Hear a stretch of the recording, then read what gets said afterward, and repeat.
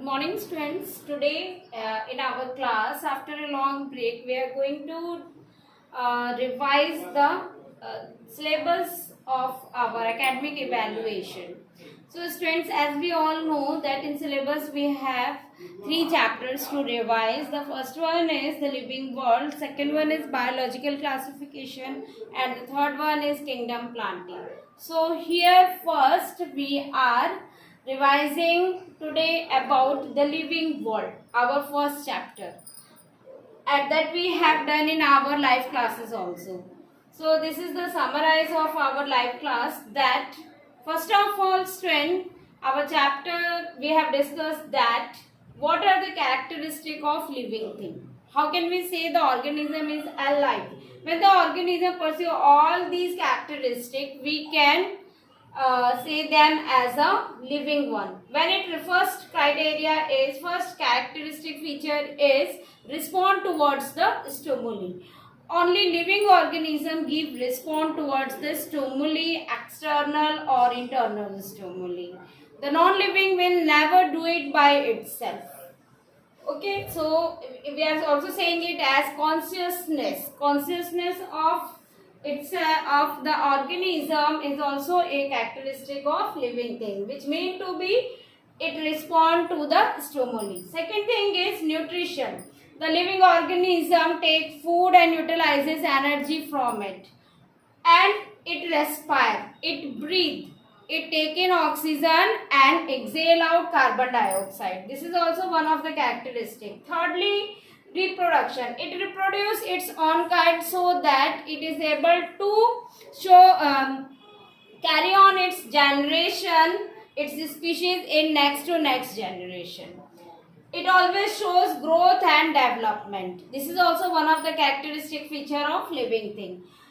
The last one is metabolism. It do the process of metabolism, which is a combination of chemical reaction, whether the chemical reaction catabolize or anabolize. So here catabolism means to break.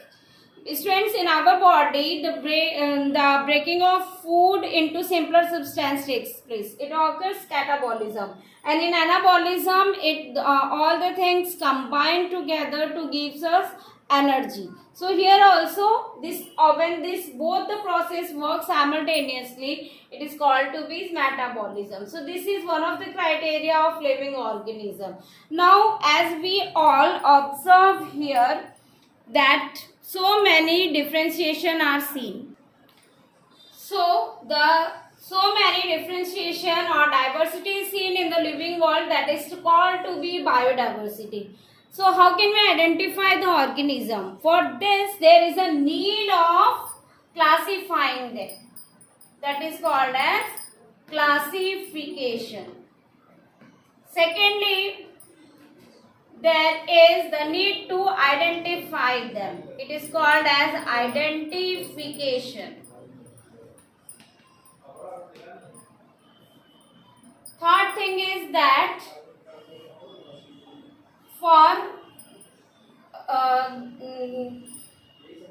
this after identification and classifying them, there is a need of nomenclature.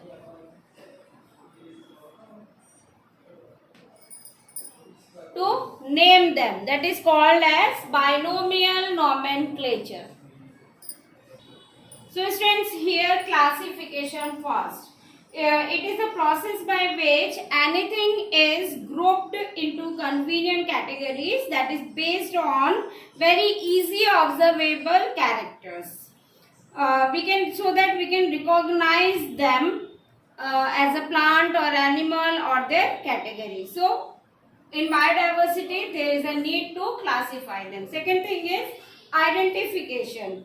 In identification, when the organisms have their different characters, on the basis of that we can easily identify them. And third thing is nomenclature. Nomenclature means that it is a kind of standardized unit for naming of living organism in a particular form that give them a name, and that follow some criteria, and that criteria is under as called to be binomial nomenclature.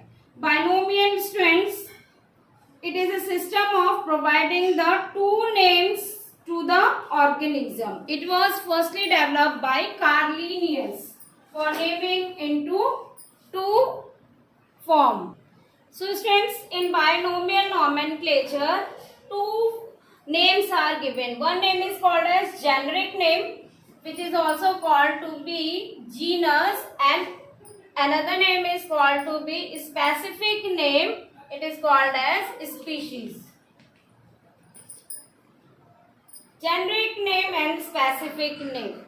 And there are some rules to write it as a scientific name. This is called as naming them as a scientific name. Scientific names are written in some forms. They are always written in italic forms.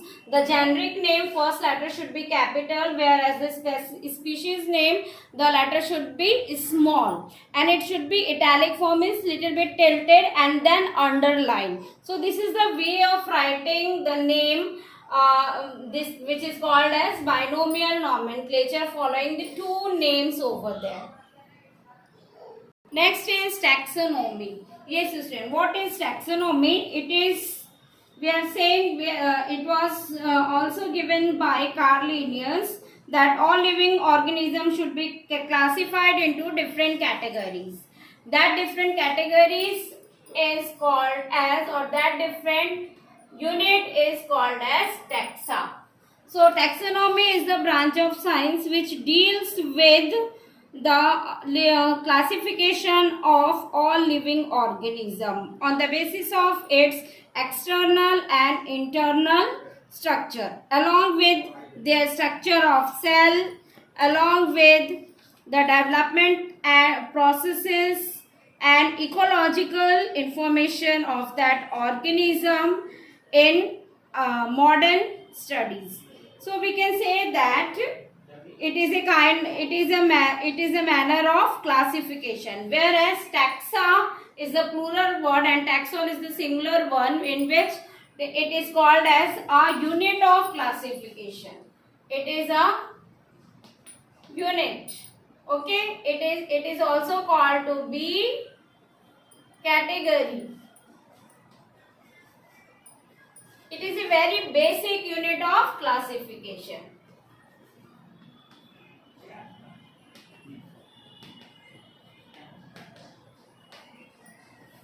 So, in taxonomy, earlier we have discussed all the principles of taxonomy. What were those?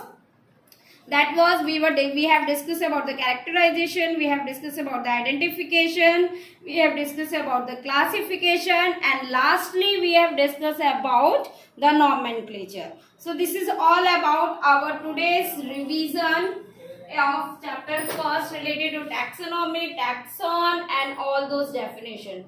Student, in our tomorrow class, we will revise about the taxonomical hierarchy and taxonomical aids.